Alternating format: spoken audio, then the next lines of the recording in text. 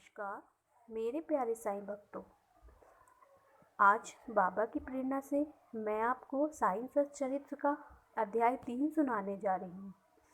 अगर आपको ये वीडियो अच्छी लगी तो प्लीज़ इसे लाइक कीजिए, मेरे चैनल को सब्सक्राइब कीजिए और वीडियो पे कमेंट करना मत भूलिए। अध्याय 3 दाभोलकर की बाला साहब से बहस, हेमंत पंत की उपाधि, गुरु की आवश्यकता। दाभोलकर की बाला साहब से बहस।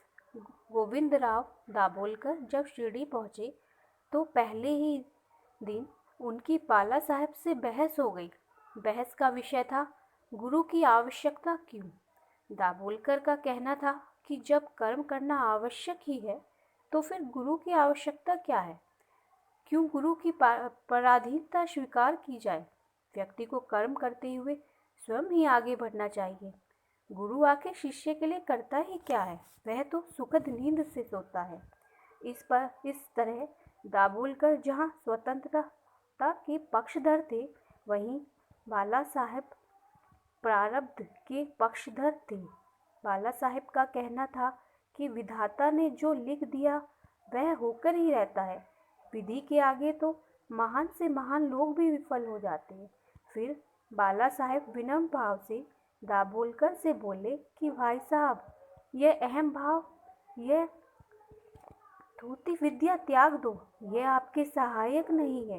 इस प्रकार दोनों में बहस होते होते काफी समय बीत गया, लेकिन परिणाम कुछ नहीं निकला। आखिर दोनों को ही यह बहस बंद कर देनी पड़ी।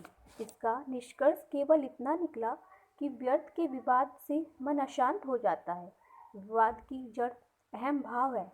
यदि बुद्धि व अहम ना हो तो किसी प्रकार का विवाद उत्पन्न ही ना हो। हेमंत पंत की उपाधि। गोविंदराव दाभोलकर को हेमंत पंत की उपाधि साईं बाबा ने ही दी थी।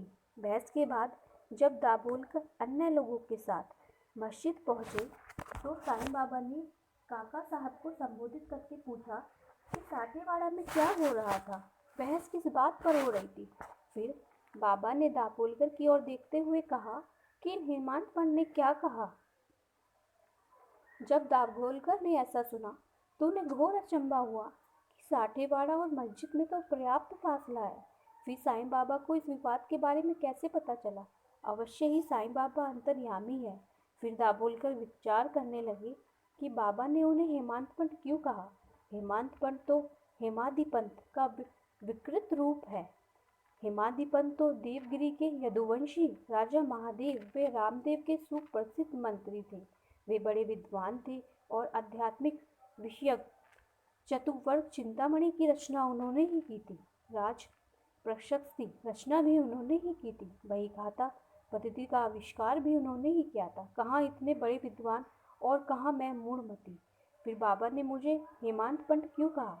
इस उपाधि से विभूषित करने का क्या अर्थ है। कहीं बाबा ने मेरे अहम पर व्यंग तो नहीं किया अथवा मेरे वाक्य चतुर्थ्या की प्रशंसा तो नहीं की। वस्तुतः साईं बाबा ने दाभोलकर को हेमंत पंत की जो उपाधि थी वह अर्थपूर्ण थी, क्योंकि बाद में दाभोलकर ने साईं बाबा संस्थान का न केवल हिसाब किताब रखा बल्कि श्री साईं सच्चरित्र जैसे ग्रंथ की भी रचना की। इस चरित्र ग्रंथ में आध्यात्मिक विषयों का सुंदर ढंग से विवेचन किया गया है। गुरु की आवश्यकता। गुरु की आवश्यकता विषय पर बाद में साईं बाबा ने क्या विचार किए इसका कोई विवरण नहीं मिलता, लेकिन काका साहब दीक्षित ने जो लेखादि प्रकाशित किए हैं उनमें जो विवरण मिलता है वह यह है कि बाबा से भेंट करने के बाद अगले दिन हेमंत पंत व काका साहब ने मस्जिद में जाकर जब बाबा से घर जाने की आज्ञा ली तो बाबा ने उन्हें आज्ञा दे दी। उस समय किसी ने प्रश्न किया, बाबा कहाँ जाए। तब उत्तर मिला, ऊपर जाओ। फिर प्रश्न किया, मार्ग कैसा है। तब फिर साईं बाबा ने कहा, मार्ग अनेक है, एक मार्ग यहाँ से भी है, लेकिन यह मार्ग बड़ा कठिन है। इस मार्ग में शेर व भेड़िए भी मिल जाते हैं। इस पर काका साहब ने पूछा, यदि मार्गदर्शक साथ हो तब। बाबा बोले, तब कोई परेशानी नहीं है, क्योंकि इस सूरत में मार्गदर्शक तुम्हारी रक्षा करके निश्चित स्थान पर पहुंचा देगा। लेकिन मार्गदर्शक के ना होने से जंगल में मार्ग भटकने या गड्ढे आदि में गिरने का भय बना रहता है। जब यह प्रसंग चल रहा था, तब दाभोलकर भी वहाँ मौजूद थे।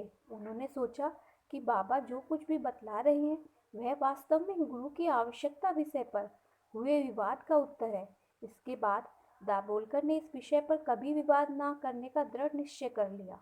इस विषय पर हुए विवाद का निर्णय स्वयं साईं बाबा ने ही कर दिया कि आध्यात्मिक उत्थान के दो ही आशय हैं, श्रद्धा व सबूरी।